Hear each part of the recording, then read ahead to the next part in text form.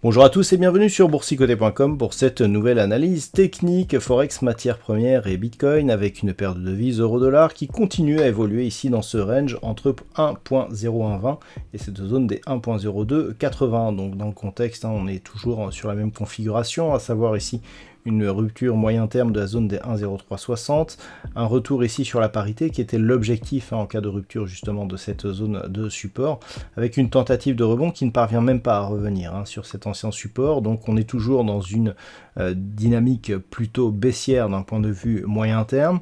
Actuellement d'un point de vue court terme, on est donc dans ce range. Si une rupture ici de la zone des 1.0120 venait à être observée, l'objectif serait un retour vers la zone de parité, et en cas de cassure, eh bien on validerait, si c'était confirmé par une cassure de la zone des 0.9952, eh bien on validerait une poursuite de cette dynamique baissière. Pour l'instant, on est toujours dans ce range. Je dirais que les alertes pourraient se déclencher si les cours se rapprochaient rapidement ici de cette zone de support, mais pour l'instant, on reste ici dans une zone court terme neutre d'une tendance moyen terme qui reste baissière.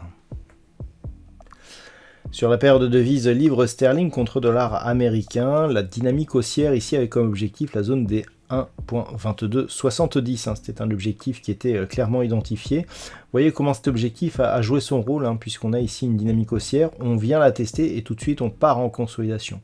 Donc globalement, dans une tendance un peu plus moyen terme, on est toujours ici dans une dynamique baissière. Il faudrait remonter bien plus haut pour trouver des zones qui pourraient inverser cette situation.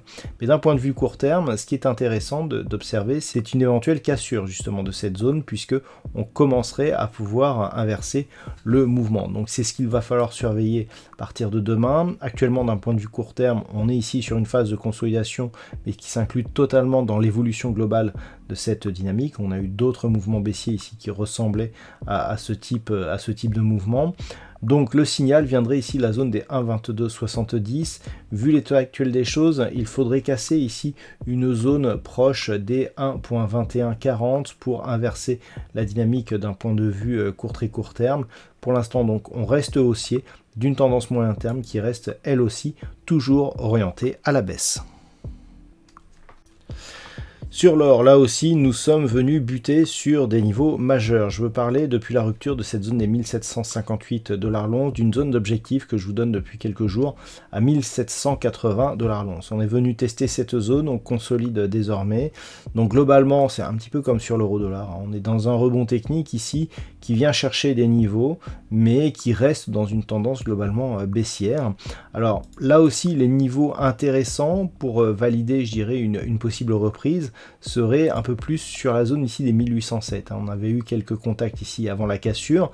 Toutefois, la zone ici des 1781 qui avait donné lieu ici à un rebond relativement fort sur cet actif, et bien juste avant la phase d'accélération est quelque part significative. Donc tant que l'on reste ici sous cette zone, globalement on reste donc dans une tendance qui est baissière d'un point de vue moyen terme.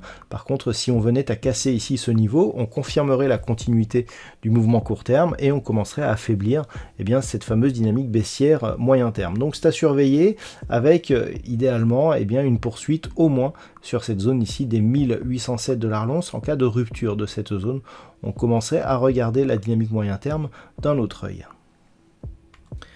Sur le WTI, ça reste toujours au contact de la zone des 93.50. Alors sur cette unité de temps daily, ce que l'on constate toujours, c'est que vraiment on multiplie les tests sur cette zone de support et la moyenne mobile 20 exponentielle agit toujours comme zone de résistance. Donc on augmente la pression ici sur cette zone, les rebonds vont toujours de moins en moins haut, et en cas de rupture, eh bien clairement nous avons deux objectifs, celui qui a quasiment déjà été atteint, cette zone ici des 88 $ le baril, et en cas de poursuite, eh bien un niveau immédiatement inférieur à 84 $ le baril. Donc pour l'instant, on tient toujours bon sur cette zone des 93,50, mais au fur et à mesure que l'on multiplie les contacts, eh bien ce niveau va s'affaiblir, et donc on pourrait bien connaître une issue baissière sur cette configuration. Pour sortir de cette configuration justement, il faudrait casser, vous voyez, cette double zone de point haut ici, double zone de point haut qui était point bas ici aussi sur cette bougie. Ce niveau se trouve approximativement sur la zone des 100,80 $ le baril. Donc tant que nous sommes sous ce niveau, eh bien la pression reste fortement baissière sur ce WTI. Et puis enfin, le Bitcoin qui reste à l'étal. On a très peu de volatilité sur cette crypto-monnaie actuellement. Le point haut significatif ici, qui avait cassé le précédent, n'a pas donné lieu à l'ouverture d'une dynamique folle. Vous voyez que même le premier mouvement de consolidation ici est venu attaquer de manière assez agressive la moyenne mobile 20 exponentielle. On est revenu, on n'a même quasiment pas marqué de contact ici, même c'est même sûr, avec la bolle supérieure. Donc clairement par rapport au rebond technique que l'on attendait suite à la forte baisse du Bitcoin ici qui est passé de 30 000 à 20 000, clairement on est déçu. Cela montre que l'on est plutôt et toujours dans une dynamique avec une prédominance baissière. On a d'autres crypto-monnaies qui relèvent la tête un peu mieux. Là on est vraiment ici dans une évolution qui reste baissière, des rebonds techniques qui peinent ici à convaincre.